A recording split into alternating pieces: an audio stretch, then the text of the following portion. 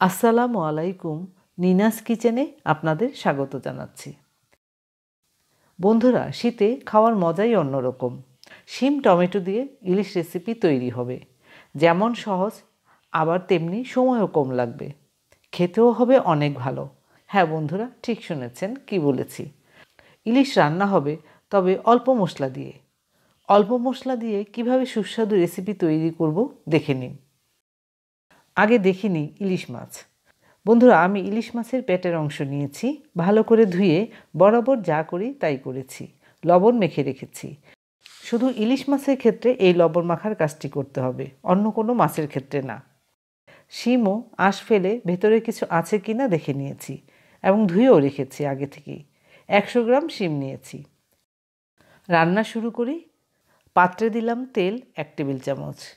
ইলিশ রান্নাতে তেল মশলা কম দিলে সেই রান্নার স্বাদ হবে অনেক বেশি। কারণ হয়তো জানতে চাবেন, আমি বলে দিচ্ছি। বেশি তেল মশলা হলে ইলিশের নিজস্ব ঘ্রাণ টেস্ট নষ্ট হয়ে যায়। দিলাম পেঁয়াজ বাটা 1.5 টেবিল চামচ। লবণ দিলাম আধা চা চামচের বেশি। এভাবে পেঁয়াজ বাটা ডিপ ফ্রিজে রেখে দিলে প্রয়োজন মতো ব্যবহার করা যায়। এভাবেই পেঁয়াজ বেটে রেখে দিই। লবণ তো মিশাচ্ছি, আর সাথে দিচ্ছি একটি কাঁচামরিচ চেরা।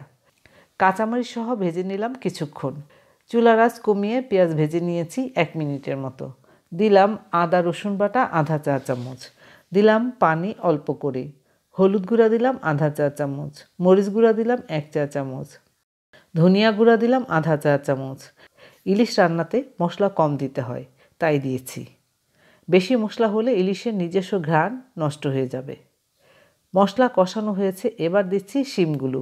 সাথে দিচ্ছি পেঁয়াজের কলি। 10-12টি নিয়েছি। পেঁয়াজ পাতা আর পেঁয়াজ কলি দুটোই আলাদা। আমি দেখিয়ে দিচ্ছি আপনাদের। ঢেকে দিচ্ছি সবজিগুলো। চুলার আঁচ কমিয়ে দিলাম। রান্না হতে থাক। দেখুন বন্ধুরা, এইগুলো হলো পেঁয়াজের কলি, পেঁয়াজের পাতা না। পেঁয়াজের কলি দিয়ে ভাজি করে দেখুন, খেতে বেশ ভালো হবে। প্রায় 2-3 মিনিট হলো দেখি। পানি ব্যবহার করিনি এখনও। এবার পানি দিলাম আধা কাপ। আবারও নেড়ে ঢেকে দিলাম। 5-6 মিনিট হলো। দেখতে বেশ ভালো হয়েছে। খেতে আরও ভালো হবে। ফ্রেশ শিম নিয়েছি, সেদ্ধ হতে সময় লাগবে না।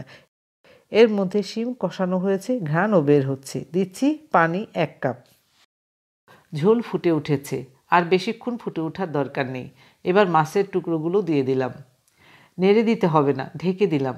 7-8 মিনিটের জন্য চলে গিয়েছিলাম। ঢাকা উঠিয়ে নিলাম, আর ঘ্রাণ ছড়িয়ে গিয়েছে চারপাশে। হালকাভাবে নেড়ে দিলাম। মাঝে অবশ্য আরও আধা কাপ পানি দিয়েছি। ইলিশ রান্না হতে সময় কম লাগবে। আবারও ঢেকে দিলাম। কিছুক্ষণ পর ফিরলাম। এবার দিচ্ছি পাকা টমেটোর টুকরোগুলো, চারপাশে ছড়িয়ে দিলাম। 2টি বড় দেশি টমেটো নিয়েছি। সাথে দিচ্ছি কাঁচামরিচ চিরা 3টি। আর দিচ্ছি ধনিয়া পাতা কুচি অল্প করে। আবারও ঢেকে দিলাম। চুলার আঁচ কমিয়ে ঢেকে রেখেছিলাম 3-4 মিনিট। এর মধ্যে টমেটো সেদ্ধ হয়েছে, তবে গলিয়ে ফেলব না, তাই এরকম রেখেছি। এর মধ্যে আমাদের রান্নাও হলো। টমেটো শিম ইলিশের রেসিপি। যাকেই খাওয়াবেন সে খেয়ে আপনার প্রশংসা করবেই। ধন্যবাদ সবাইকে আমার ভিডিওটি দেখার জন্য।